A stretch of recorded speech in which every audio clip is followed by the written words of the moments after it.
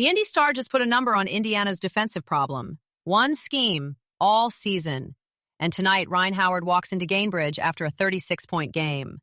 And Scott Agness, who spotted the depth cracks before anybody else, just had his credential pulled by the organization.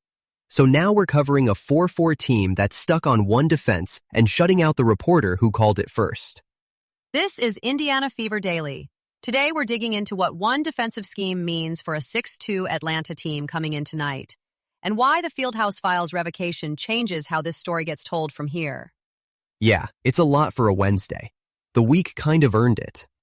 Here's what the Indianapolis Star is reporting. The Indy Star dropped this at 4:48 this morning, and the number that matters is 1. Indiana has run exactly one defensive scheme through 8 games, and the coaching staff admits the others aren't dialed in yet. That's not a vibe anymore, that's sourced.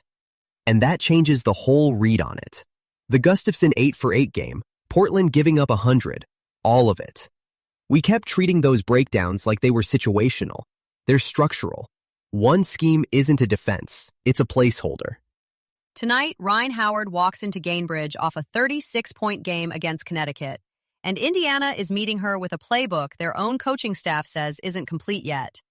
And the fact that this report lands on game day matters, because now it has a face. The Hull minutes restriction thread from earlier this week makes more sense now, too.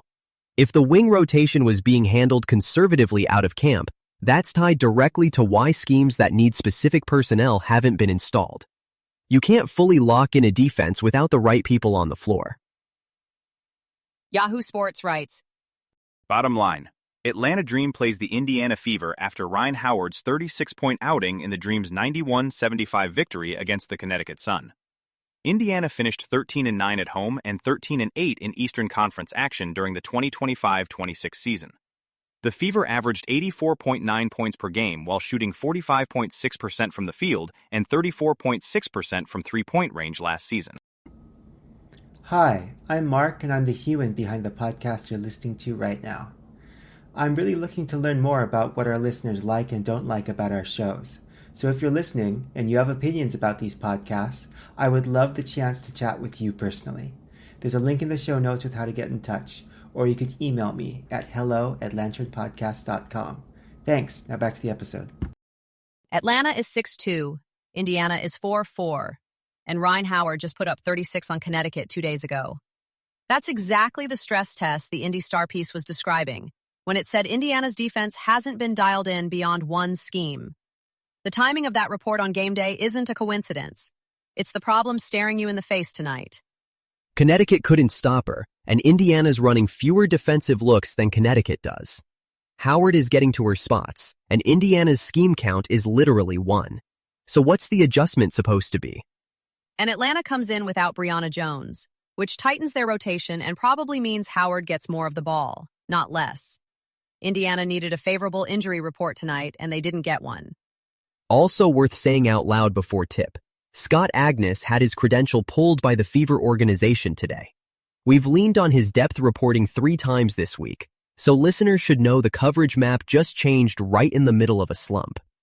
This one's from Emma Watkins.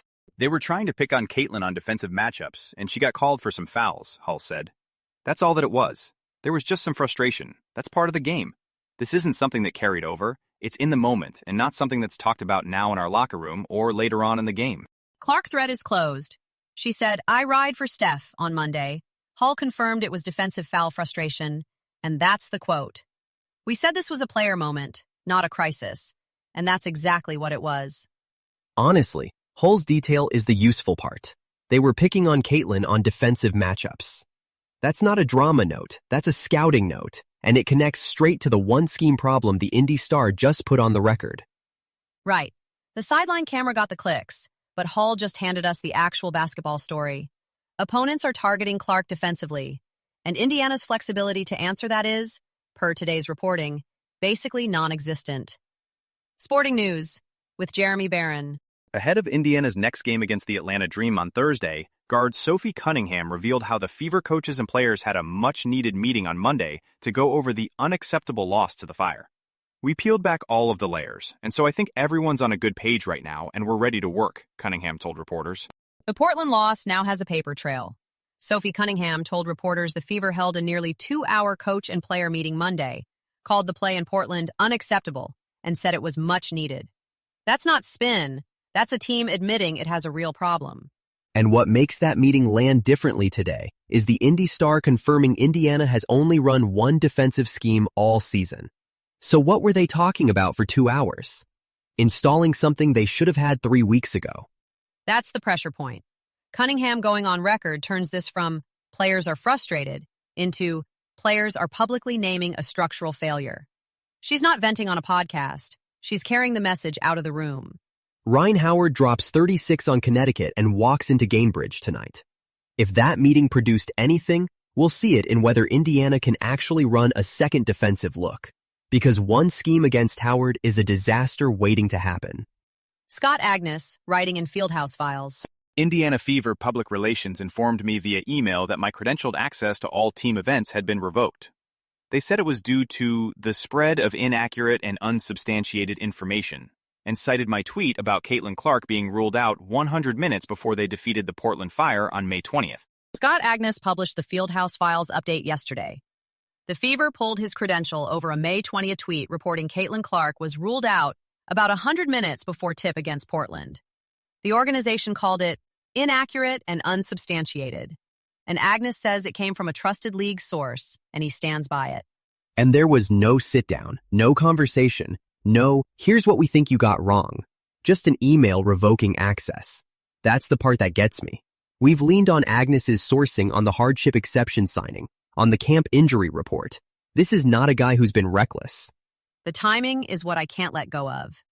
The Indy Star is out today reporting Indiana has run exactly one defensive scheme all season. That's a sourced accountability story landing on game day.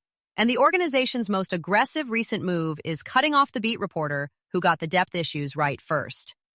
Those two things are happening at the same time. A team that's 4-4, with a defensive playbook the coaches admit isn't installed yet, is hosting Atlanta tonight. And the front office's energy right now is revoking press credentials. That sequencing tells you plenty. If you like keeping up with the Fever every day, try Angel City Daily Podcast, a daily ACFC supporter briefing covering match reaction, NWSL standings, roster moves, women's soccer in Los Angeles, and supporter buzz. Find it wherever you listen to podcasts. We've put links to every story from today's episode in the show notes, so if something caught your ear, you can jump in and read more there. Thanks for spending part of your Wednesday with us. That's Indiana Fever Daily Podcast for today. This is a Lantern Podcast.